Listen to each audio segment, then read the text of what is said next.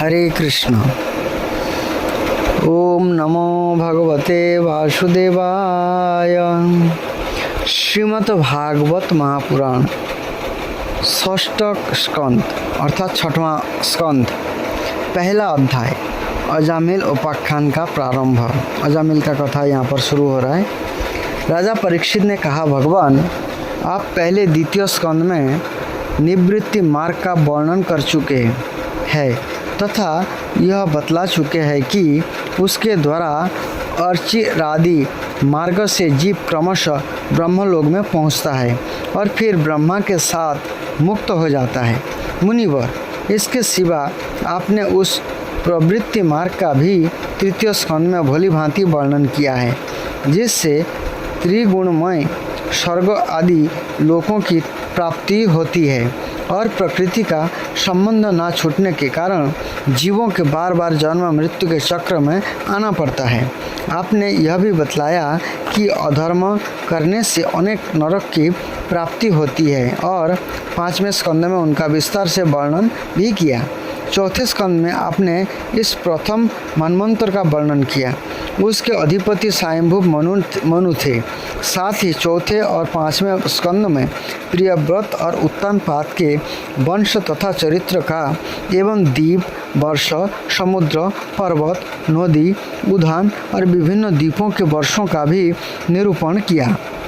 भूमंडल की स्थिति, उसके द्वीप, वर्ष आदि विभाग, उनके लक्षण तथा परिमाण, नक्षत्र की स्थिति, अतल वितल आदि भू विवर अर्थात 7 पाताल लोक और भगवान ने इन सब की जिस प्रकार सृष्टि की उनका वर्णन भी सुनाया।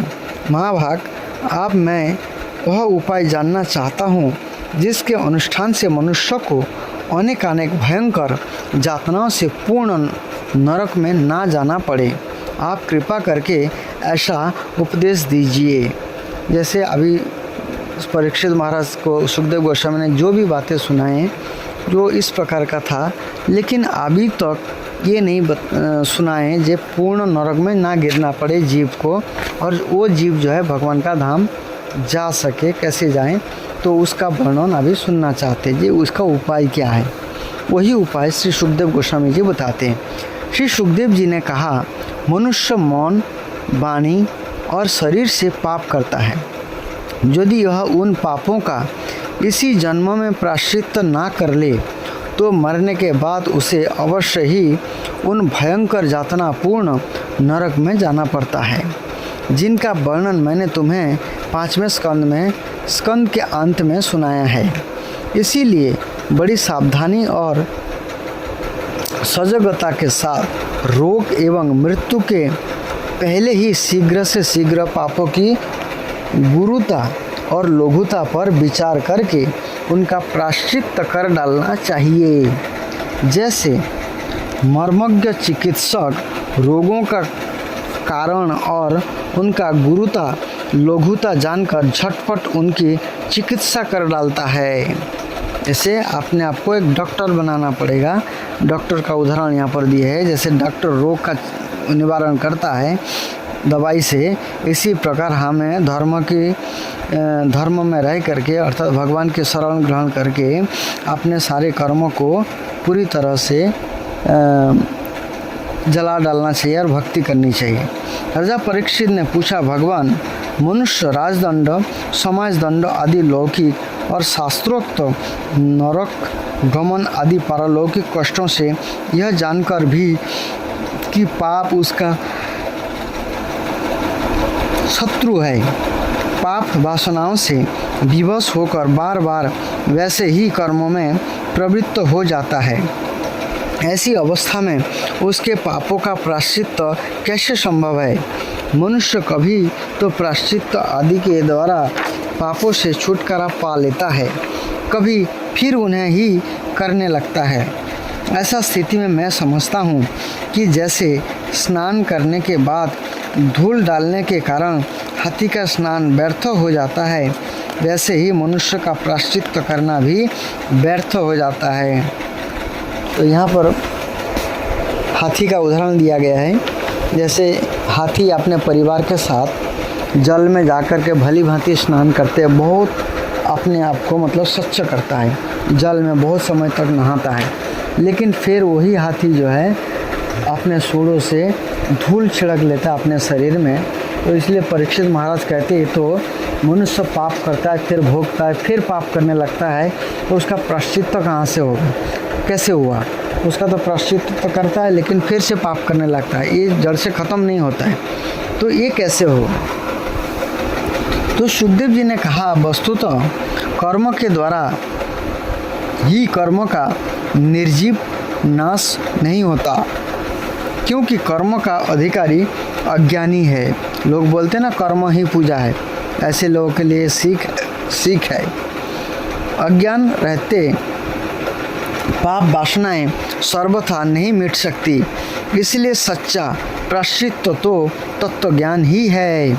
जो पुरुष केवल सुपथ का ही सेवन करता है उसे रोग अपने बस में नहीं कर सकते। वैसे ही परीक्षित, जो पुरुष नियमों का पालन करता है वह धीरे धीरे पाप वासनाओं से मुक्त हो कल्याणप्रद तत्व ज्ञान प्राप्त करने में समर्थ होता है।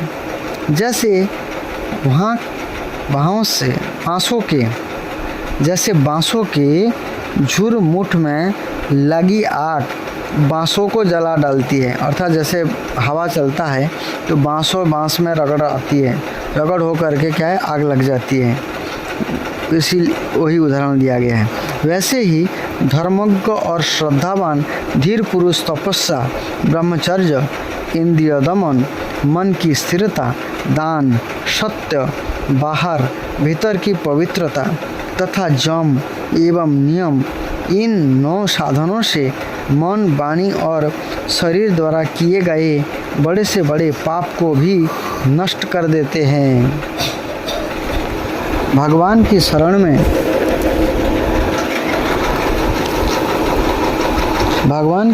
में रहने वाले भक्तजन जो बिरले ही होते हैं, केवल भक्ति के द्वारा अपने सारे पापों को उसी प्रकार भस्म कर देते हैं जैसे सूर्य कोहरे को नष्ट कर देता है।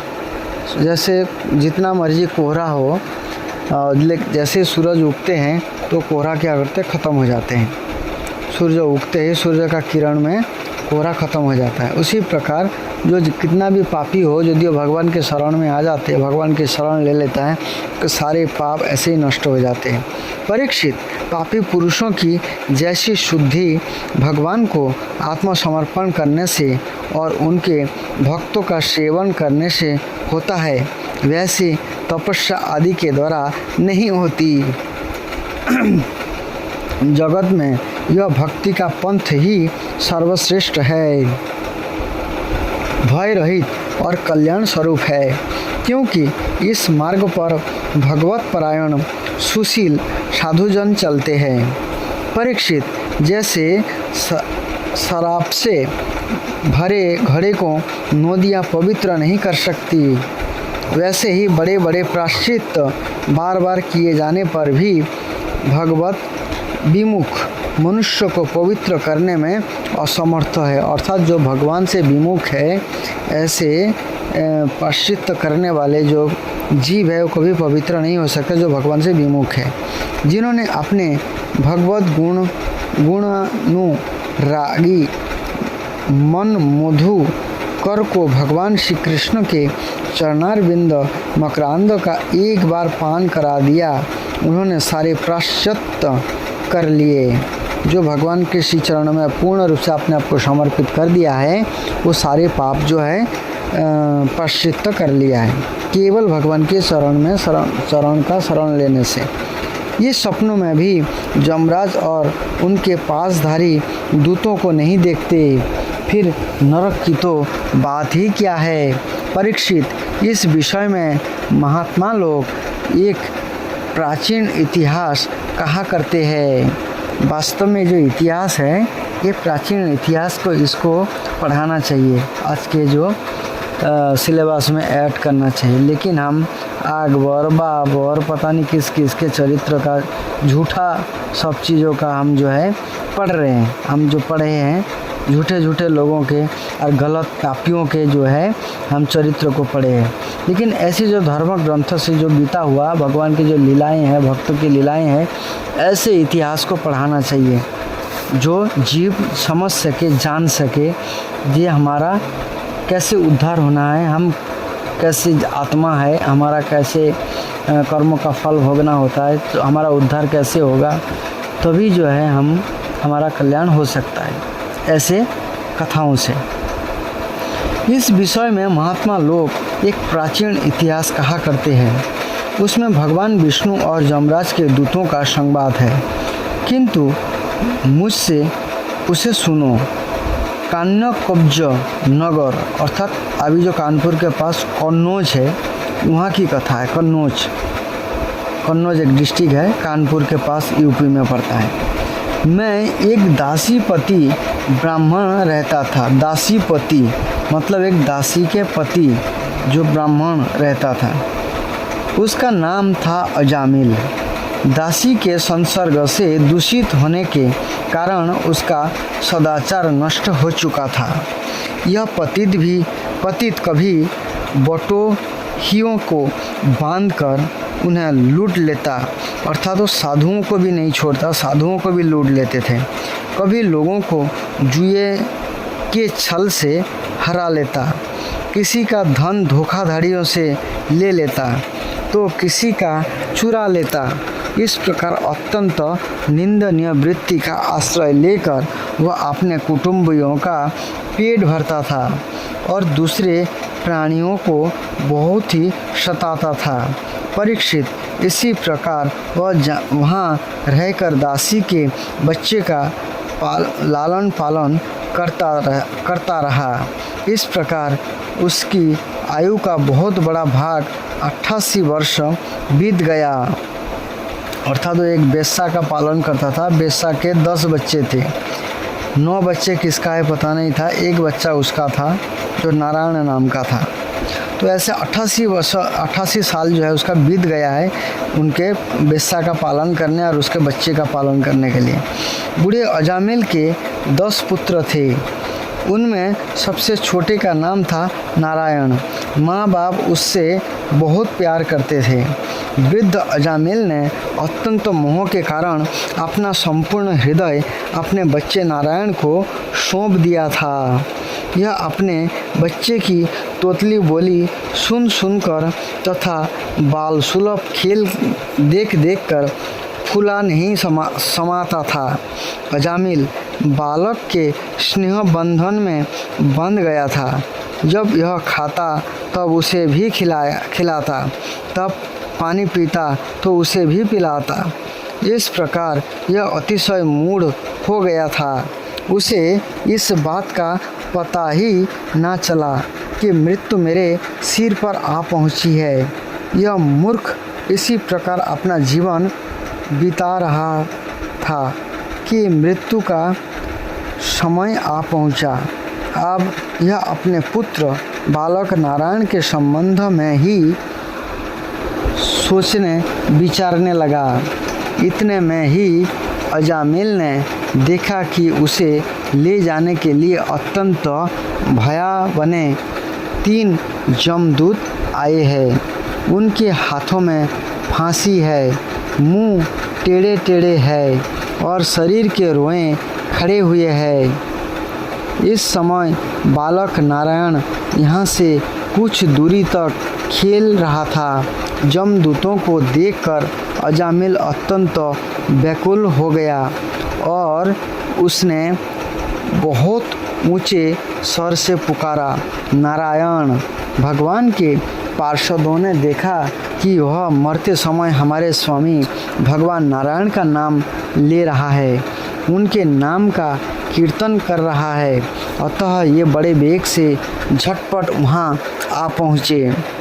उस समय यमराज के दूत दासीपति अजामिल के शरीर में उसके सूक्ष्म शरीर को खींच रहे थे। विष्णु दूत ने इन्हें बलपूर्वक रोक दिया। उनके रोकने पर यमराज के दूतों ने उनसे कहा, अरे धर्मराज की आज्ञा का निषेध करने वाले तुम लोग हो कौन? तुम किसके दूत हो? कहाँ से आए हो? और इसे ले जाने से हमें क्यों रोक रहे हो? क्या तुम लोग कोई देवता, उपदेवता अथवा सिद्ध श्रेष्ठ हो? हम देखते हैं कि तुम सब लोगों के नेत्र कमल दल के समान कोमलता से भरे हैं। तुम पीले पीले रेशमी वस्त्र पहने हो। तुम्हारे सिर पर मुकुट, कानों में कुंडल और गले में कमल के हार लहरा रहे हैं। सबकी नई अवस्था है। सुंदर सुंदर चार चार भुजाएं हैं। सभी के कमलों में धनुष, तरकश, तलवार, गदा, शंख, चक्र, कमल आदि सुशोभित है। तुम लोगों की अंग कांति से दिशाओं का अंधकार और प्राकृत प्रकाश भी दूर हो रहा है। हम धर्मराज के सेवक हैं, तुम लोग क्यों रोक रहे हो? श्री सुखदेव जी कहते हैं, परीक्षित, जब यमदूतों ने इस प्रकार कहा तब भगवान नारायण के आज्ञाकारी पार्षदों ने हंसकर मेघ के समान गंभीर वाणी से उनके प्रति यह कहा। भगवान के पार्षदों ने कहा, यमदूतों, यदि तुम लोग सचमुच धर्मराज के आज्ञाकारी हो तो हमें धर्म का लक्षण और धर्म का तत्व सुनाओ। दंड किस प्रकार दिया जाता है? दंड का पात्र कौन है? मनुष्य में सभी पापाचारी दंडनीय है अथवा उनमें से कुछ ही? यमदूतों ने कहा, वेदों ने जिन कर्मों का विधान किया है ये धर्म है, और जिनका निषेध किया है ये अधर्म है। वेद स्वयं भगवान के स्वरूप है। ये उनके स्वाभाविक सांस प्रश्वास एवं स्वयं प्रकाश ज्ञान है, ऐसा हमने सुना है। जगत के रजोमय, सत्वमय और तमोमय सभी पदार्थ, सभी प्राणी अपने परम आश्रय भगवान में ही स्थित रहते हैं। वेद ही उनके गुण, नाम, कर्म और रूप आदि के अनुसार उनका यथोचित विभाजन करते हैं। जीव शरीर अथवा मनोवृत्तियों से जितने कर्म करता है उसके साक्षी रहते हैं। सूर्य, अग्नि, आकाश, वायु, इंद्रियां, चंद्रमा, संध्या, रात, दिन, दिशाएं, जल, पृथ्वी, काल और धर्म, इनके द्वारा अधर्म का पता चल जाता है और तब दंड के पात्र का निर्णय होता है। पाप कर्म करने वाले सभी मनुष्य अपने अपने कर्म के अनुसार दंडनीय होते हैं। निष्पाप पुरुषों जो प्राणी कर्म करते हैं उनका गुणों से संबंध रहता ही है, इसलिए सभी से कुछ पाप और कुछ पुण्य होते ही है। और देहवान होकर कोई भी पुरुष कर्म किए बिना रह ही नहीं सकता। इस लोक में जो मनुष्य जिस प्रकार का और जितना अधर्म या धर्म करता है, यह परलोक में उसका उतना और वैसा ही फल भोगता है। देव शिरोमणियों, सत्व, रज और तम, इन तीन गुणों के भेद के कारण इस लोक में भी तीन प्रकार के प्राणी दिख पड़ते हैं। पुण्य आत्मा, पाप आत्मा और पुण्य पाप दोनों से युक्त अथवा सुखी दुखी और सुख दुख दोनों से युक्त, वैसे ही परलोक में भी उनकी त्रिविधता का अनुमान किया जाता है। वर्तमान समय ही भूत और भविष्य का अनुमान करा देता है, वैसे ही वर्तमान जन्म के पाप पुण्य भी भूत और भविष्य जन्म के पाप पुण्य का अनुमान करा देते हैं। हमारे स्वामी और जन्मा भगवान सर्वज्ञ यमराज सबके अंतःकरण में ही विराजमान है, इसलिए वे अपने मन से ही सबके पूर्व रूप को देख लेते हैं। ये साथ ही उनके भावी स्वरूप का भी विचार कर लेते हैं। जैसे सोया हुआ अज्ञानी पुरुष सपनों के समय प्रतीत हो रहे कल्पित शरीर को ही अपना वास्तविक शरीर समझता है। सोए हुए अथवा जागने वाले शरीर को भूल जाता है। ऐसे ही जीव भी अपने पूर्व जन्म की याद भूल जाता है और वर्तमान शरीर के सिवा पहले और पिछले शरीर के संबंध में कुछ भी नहीं जानता। सिद्ध पुरुषों जीव इस शरीर में पाप 5 कर्मेंद्रियां से लेना देना, चलना फिरना आदि काम करता है।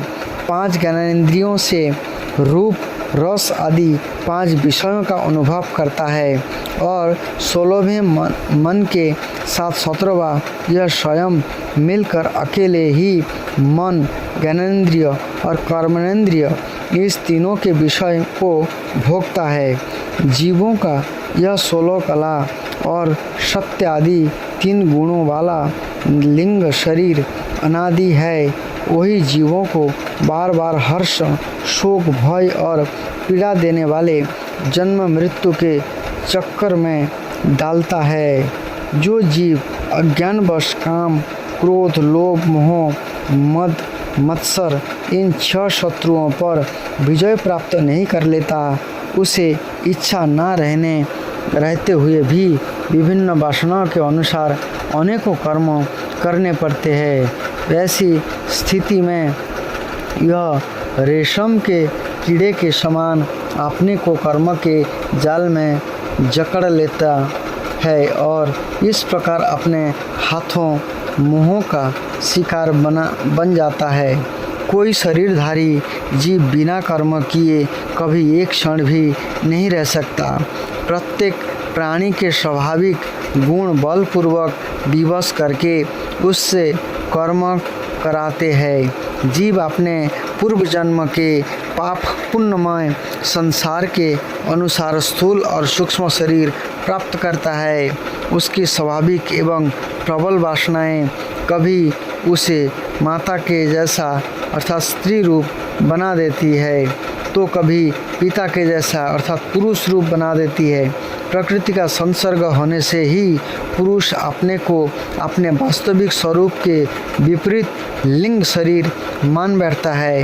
यह विपर्जय भगवान के भजन से शीघ्र ही दूर हो जाता है। देवताओं, आप जानते ही है कि वह अजामिल बड़ा शास्त्रज्ञ था। शील, सदाचार और सद्गुणों का तो यह खजाना ही था। ब्रह्मचारी, विनयी, जितेंद्रिय, सत्यनिष्ठ, मंत्रवेत्ता और पवित्र भी था। इसने गुरु, अग्नि, अतिथि और वृद्ध पुरुषों की सेवा की थी। अहंकार तो इसमें था ही नहीं। यह समस्त प्राणियों का हित चाहता, उपकार करता, आवश्यकता के अनुसार ही बोलता और किसी के गुणों में दोष नहीं ढूंढता था। एक दिन यह ब्राह्मण अपने पिता के आदेश अनुसार वन में गया और वहाँ से फल फूल समिधा तथा कुश लेकर घर के लिए लौटा। लौटते समय उसने देखा कि एक भ्रष्ट शूद्र जो बहुत कामी और निर्लज्ज है, शराब पीकर किसी वेश्या के साथ विहार कर रहा है। वेश्या भी शराब पीकर मतवाली हो रही है। नशे के कारण उसकी आंखें नाच रही है। यह अर्धनग्न अवस्था में हो रही है और शूद्र उस वेश्या के साथ कभी गाता, कभी हंसता और कभी तरह तरह की चेष्टाएं करके उसे प्रसन्न करता है। निष्पाप पुरुषों शुक्र की भुजाओं में अंगराग आदि कामोदीपक वस्तुएं लगी हुई थी और वह उनसे इस कुल्टा का आलिंगन कर रहा था। अजामिल उन्हें इस अवस्था में देखकर सहसा मोहित और काम के बस में हो गया। यद्यपि अजामिल ने अपने धैर्य और ज्ञान के अनुसार अपने काम वेग से विचलित मन को रोकने की बहुत चेष्टाएं की, परंतु पूरी शक्ति लगा देने पर भी वह अपने मन को रोकने में असमर्थ रहा। उस वेश्या के निमित्त बनाकर काम पिशाच ने अजामिल के मन को ग्रास लिया। उसकी सदाचार और शास्त्र संबंधी चेतना नष्ट हो गई। अब यह मन ही मन उसी वेश्या का चिंतन करने लगा और अपने धर्म से विमुख हो गया। अजामिल सुंदर सुंदर वस्त्र आभूषण आदि वस्तुएं जिनसे यह प्रसन्न होती ले आता, यहाँ तक कि उससे अपने पिता की सारी संपत्ति देकर भी उसी कुल्टा को रिझाया। यह ब्राह्मण उसी प्रकार की चेष्टा करता जिससे यह वैसा प्रसन्न हो। उस स्वच्छंद चारिणी कुल्टा की तिरछी चितवन ने इसके मन को ऐसा लुभा लिया कि इसने अपने कुलीन नवजुवती और विवाहिता पत्नी तक का परित्याग कर दिया। इसके पाप की भी भला कोई सीमा है? यह कुबुद्धि न्याय से अन्याय से जैसे भी जहाँ कहीं भी धन मिलता वहाँ से उठा लाता। उस वेश्या के बड़े कुटुंबों का पालन करने में ही यह व्यस्त रहता। इस पापी ने शास्त्र ज्ञान का उल्लंघन करके स्वच्छंद आचरण किया है। यह सत्पुरुषों के द्वारा निंदित है। इसने बहुत दिनों तक वेश्या के मल समान अपवित्र अन्न से अपना जीवन व्यतीत किया है। इसका सारा जीवन ही पापमय है। इसने अतएव अपने पापों का कोई प्रायश्चित भी नहीं किया है। इसलिए अब हम इस पापी को दंडपाणी भगवान यमराज के पास ले जाएंगे। यहाँ यह अपने पापों का दंड भोग कर शुद्ध हो जाएगा। देखिए यहाँ पर यमराज के दूत जो है उनको ले क्यों जा रहा है? वे पापी को शुद्ध करने के लिए। जब यमराज जी इसको दंड देंगे, दंड भोग लेगा, तो वो क्या करेगा? वो फिर से ये क्या होगा ना, शुद्ध हो जाएगा। हम इसका वो ये कहना चाहते हैं कि हम इसके शत्रु नहीं हैं, हम इनके जो है भला करना चाहते हैं, इनको दंड दे करके इसको तपा करके शुद्ध करना चाहते हैं। इसलिए हम इनको ले जा रहे हैं और हम इनको ले जाने दीजिए, आप लोग क्यों रोक रहे हैं? इस प्रकार से जो है पहला अध्याय पूरा होता है। अगला कथा जो है दूसरा अध्याय में पूरा बताएंगे। फिर जो है ये जो विस्तारित कथा है, हमारे एक महाराज जी है, हिज होलीनेस राधा गोविंद गोस्वामी महाराज जी हैं, जिन्होंने 12 भागों में अर्थात 7 दिन का कथा जो है 12 भागों में विस्तारित रूप से उन्होंने वर्णन किया है। जो हमारे व्हाट्सएप ग्रुप में जुड़े हुए हैं उनको तो हम लिंक्स भेज देंगे। 12 दिन का कथा जो है 12 दिनों में मैं भेजूँगा। जो हमारे साथ जुड़े नहीं हैं, जो इस कथा को सुन रहे हैं, जो सुनेंगे, उनको मैं आगे लिंक्स दे दूँगा, फ़ोटो डाल दूँगा, स्क्रीनशॉट। वो क्या करे, वो यूट्यूब में जा करके महाराज जी का चैनल को निकालें और निकाल करके जो कथा को सुन ले अवश्य। जिनमें अजामिल का जो पूरी कथा है विस्तारित रूप से महाराज जी बहुत सुंदर ढंग से इसके वर्णन किए हैं। जो परम वैष्णव है, वैष्णव शिरोमणि है, तो ऐसे वैष्णवों के मुँह से कथा सुनना बहुत शुभ होते हैं और कथा भी फलदायी होते हैं। तो ज़रूर सुनिए आप सभी लोग।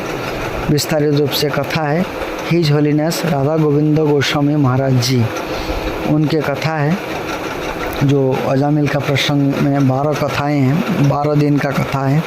आप लोग श्रवण करें। हरे कृष्णा।